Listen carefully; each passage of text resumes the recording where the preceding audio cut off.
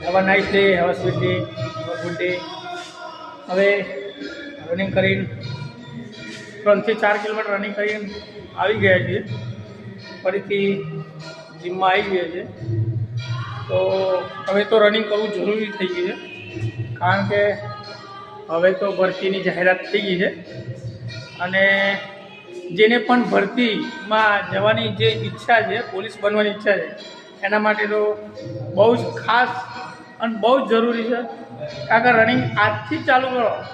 તમને એવું લાગતું હોય કે 5 કિલોમીટર નજીક આવશે ભરતી અને દોડી જઈશ, તો એ વાત ખોટી છે.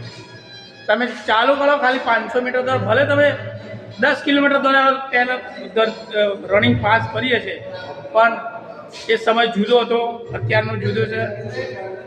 અને તમે બહુ જ નસીબદાર કહેવો કે આટલી જલ્દી ભરતી આવી ગઈ છે.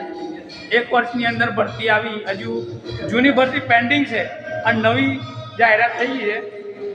તો એ બહુ જબરજસ્ત વસ્તુ કહેવાય, કારણ કે 2 વર્ષ રાહ જોવી પડતી હતી ભરતીની. અને આ છે એ આટલી જલ્દી આવી ગઈ, એટલે બહુ જ જબરજસ્ત નસીબની વાત કહેવાય. આવું બહુ જ ઓછા સમય બને છે. તો તમે નસીબદાર કહેવો કે આટલી વહેલી અને જલ્દી ઝડપી ભરતી આવી ગઈ છે. તો ઉઠો, જાગો, રનિંગ કરો.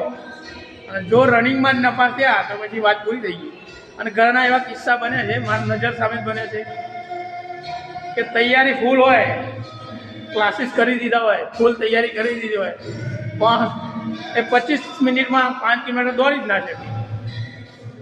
7મો 8મો રાઉન્ડ આવે એટલે ખબર પડી જાય કે આપણો સ્ટેમિના, આપણામાં કેટલી તાકાત છે એ તમને ખ્યાલ આવી જાય. તમે બી કરેલી જ છે, ઘણા બધાને કરેલી છે રનિંગ.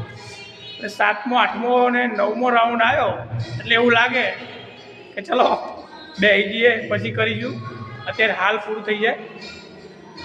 એવું ઘણી વખત થાય છે. પણ 7મો 8મો અને 9મો પાર કરી દીધો રાઉન્ડ એટલે પછી 10 11 તો ઓટોમેટિક થઈ જ જશે. અને એના માટે તમારે પ્રેક્ટિસ કરવી જરૂરી છે. શરૂઆત કાલથી નહીં, આજથી જ કરી દેવી પડે. આજથી ચાલુ કરી દેજો તો પાછળ જતાં તકલીફ નહીં પડે.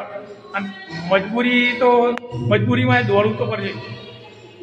જે પોલીસની ભરતીની તૈયારી કરે છે એમને તો દોડવું જ પડશે, ચાલ જ નહીં, દોડ્યા વગર ચાલ જ નહીં. કારણ કે 5 કિલોમીટર તો દોડવું જ પડશે. હવે 5 કિલોમીટર દોડવું અત્યારે હાલથી શરૂઆત નહીં કરો તો ખ્યાલ આવી જશે કે 5 કિલોમીટર કેવી રીતના દોડવું.